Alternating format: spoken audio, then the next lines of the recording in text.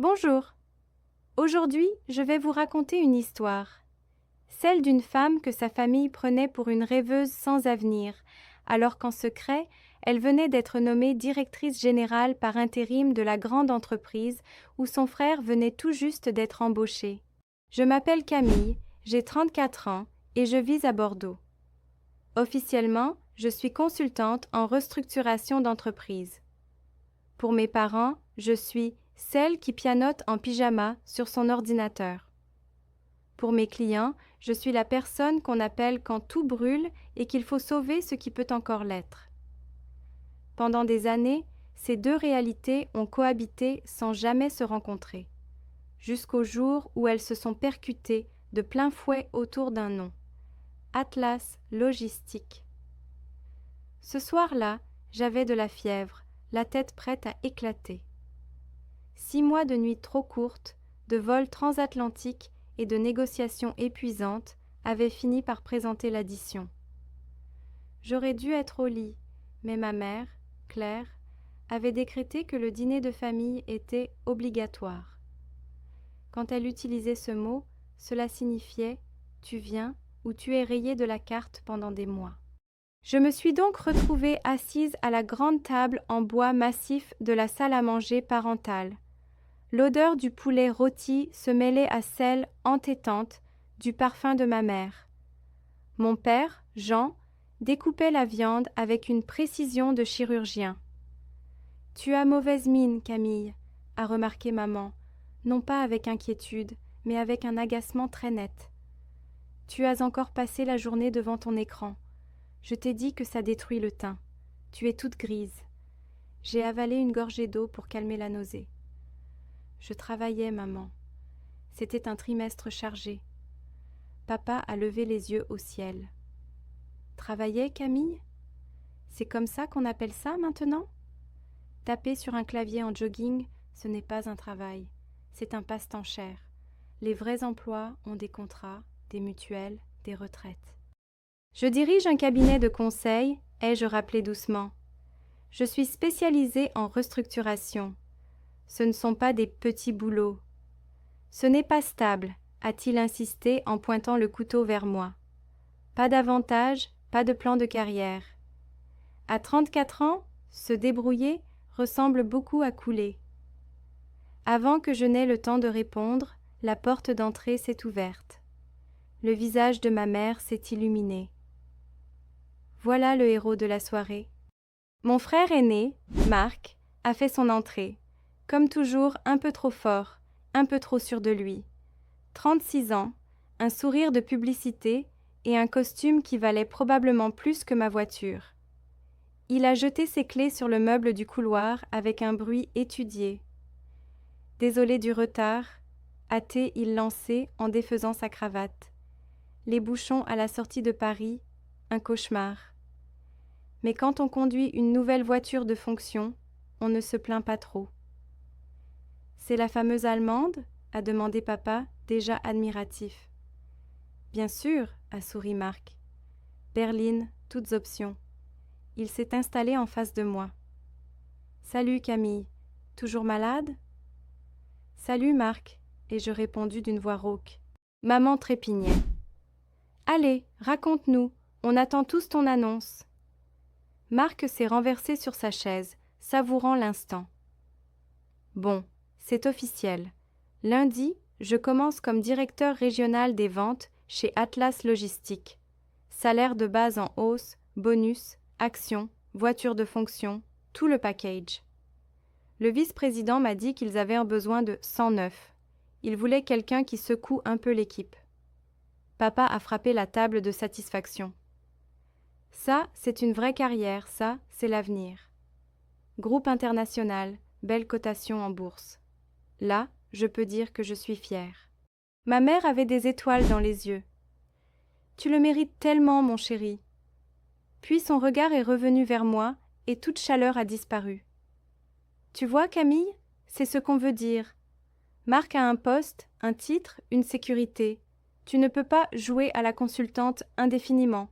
Il va falloir, un jour, trouver un vrai travail, comme ton frère. La pièce s'est mise à tourner légèrement. J'ai agrippé le bord de la table. Je suis contente pour toi, Marc, et je dis. Vraiment.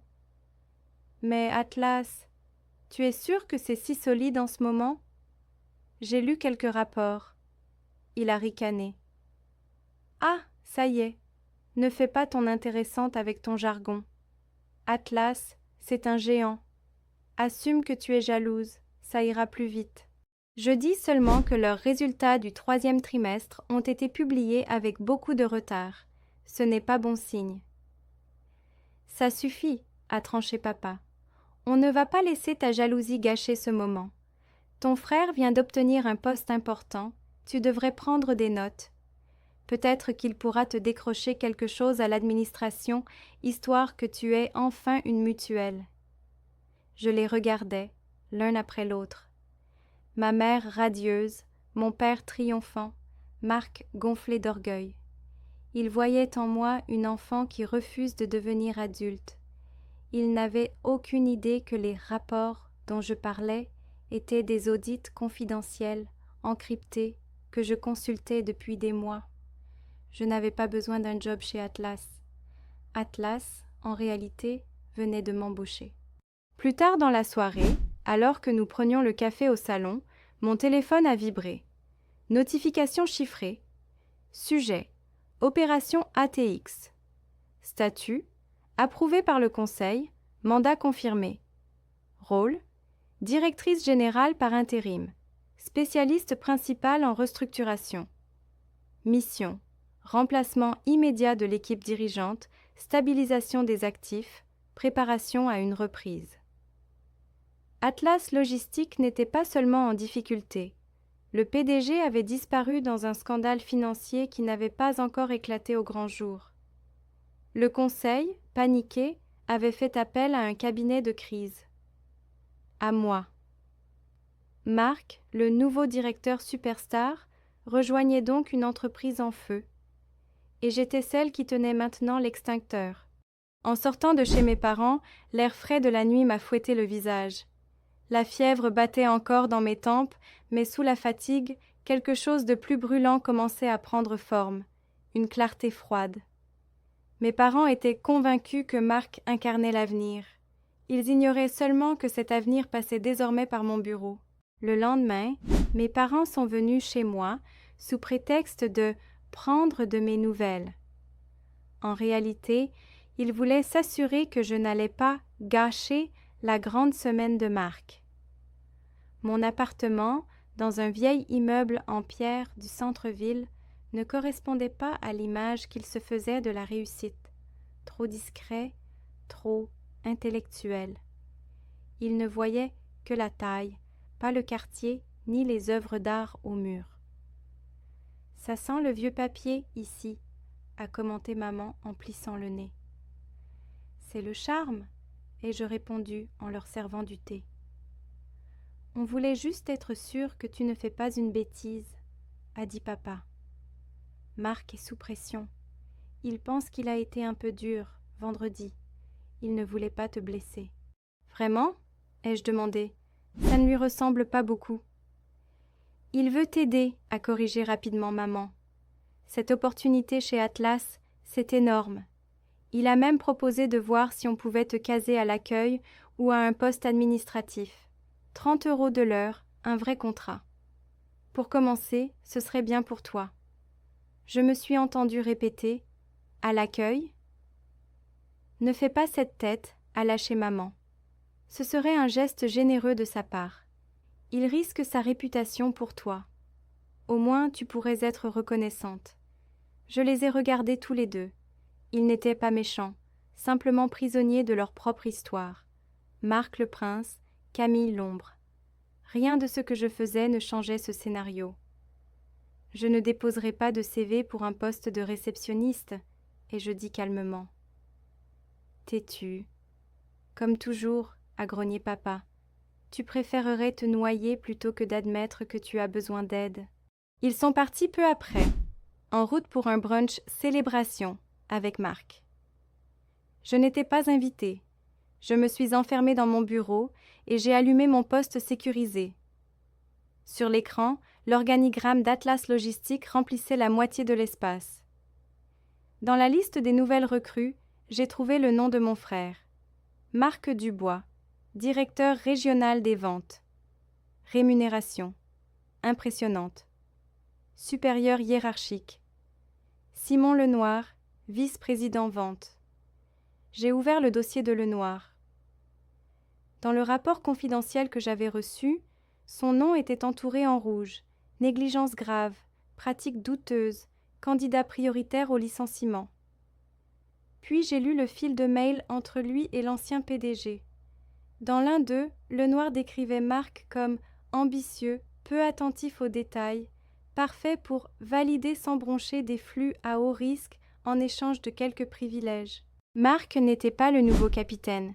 Il était la cible idéale, celle qu'on met devant, sur le papier, pour détourner les ennuis. Lorsque les autorités commenceraient à poser des questions, son nom serait sur toutes les autorisations de transport douteuses. Je me suis adossée à mon fauteuil. J'avais un choix à faire. Le protéger tout de suite, en ruinant son rêve, et devenir à jamais la sœur jalouse dans l'histoire qu'il se raconte. Ou laisser la vérité se dévoiler au grand jour, au risque qu'il tombe avec ceux qui l'utilisaient. J'ai choisi une troisième voie. Le lundi matin, je me suis levée à 5 heures. Pas de pyjama, pas de café devant le laptop. Une douche glacée, un tailleur gris anthracite parfaitement ajusté, des escarpins qui claquaient sur le marbre, et une montre de luxe que même Marc aurait enviée. Les cheveux tirés en un chignon net. Je ne me rendais pas dans un open space. Je prenais possession d'un siège de direction. Au siège d'Atlas, le hall d'entrée était un temple de verre et de pierre claire. L'air sentait le cirage et l'expresso. L'agent de sécurité, prévenu par le conseil d'administration, s'est redressé en me voyant. « Bonjour, madame la directrice », a-t-il dit en me tendant un badge noir. « Accès niveau alpha ». Je suis montée par l'ascenseur privé jusqu'au dernier étage. Le bureau du PDG m'attendait, vide depuis le départ précipité de mon prédécesseur. De la baie vitrée, la ville s'étendait à perte de vue. C'était la vue dont Marc se vantait déjà auprès de nos parents. Assise derrière le grand bureau en bois, j'ai commencé à fouiller. Les comptes, les contrats, les mails. Très vite, le tableau est devenu clair.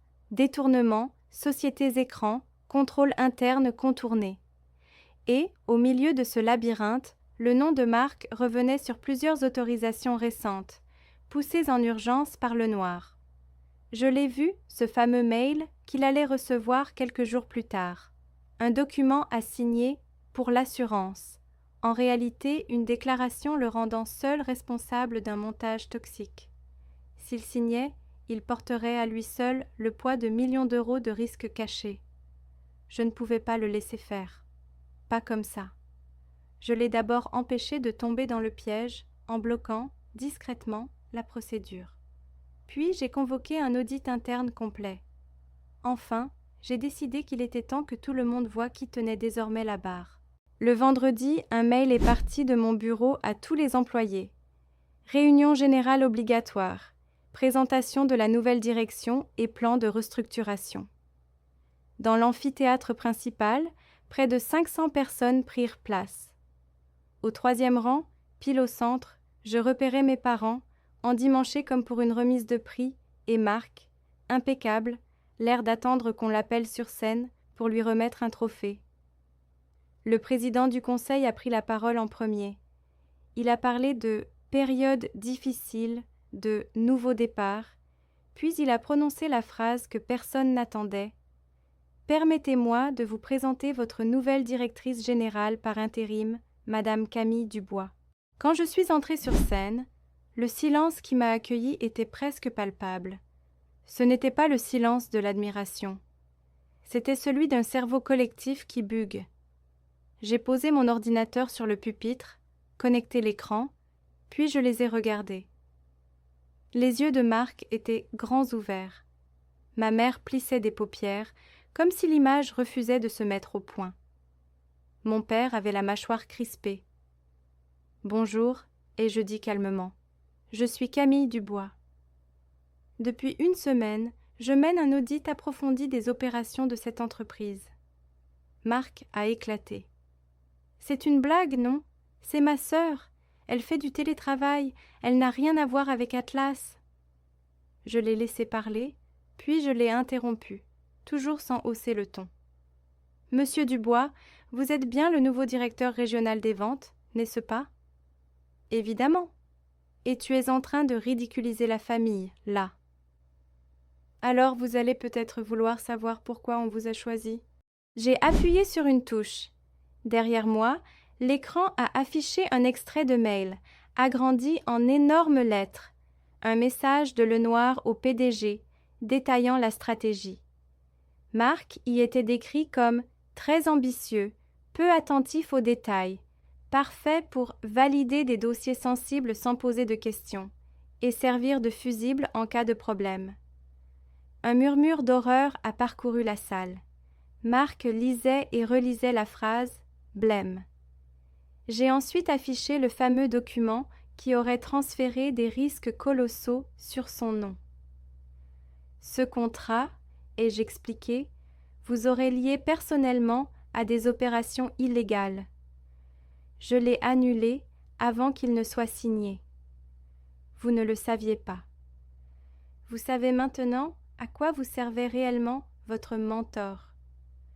Lenoir a tenté de protester, mais les preuves, les traces bancaires et les validations électroniques étaient irréfutables. La sécurité l'a escorté hors de la salle, où des enquêteurs l'attendaient déjà. Je me suis tournée vers l'assemblée. Atlas est malade, je poursuivis. Pas à cause de vous, mais à cause d'un système qui récompensait la façade plutôt que le travail bien fait. À partir d'aujourd'hui, nous allons faire le tri. Certains partiront. D'autres auront, pour la première fois, la chance d'être reconnus à leur juste valeur. Mon regard a brièvement croisé celui de Marc. Il avait les yeux rouges, perdus. Mes parents semblaient s'être rétrécis sur leur siège.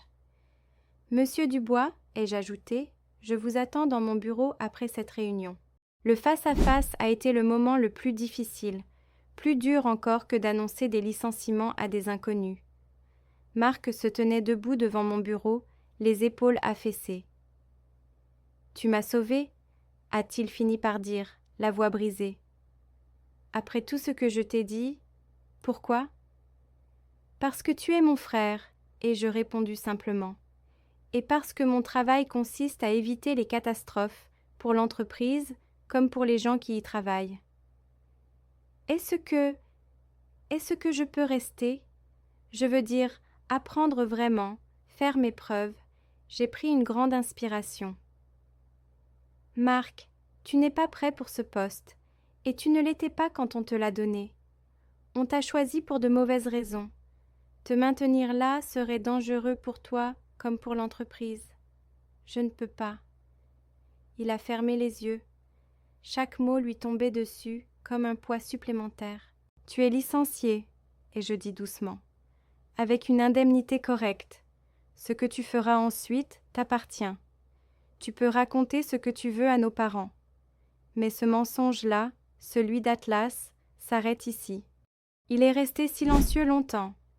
Puis, d'une voix à peine audible, « Je crois que je ne mérite pas moins. » Lorsqu'il a quitté le bureau, je ne me sentais ni victorieuse, ni vengée.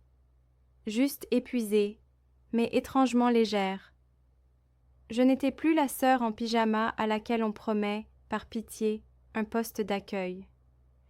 J'étais la femme qui, dans l'ombre, avait appris à lire les chiffres, les failles, les histoires qu'on se raconte pour ne pas voir la vérité.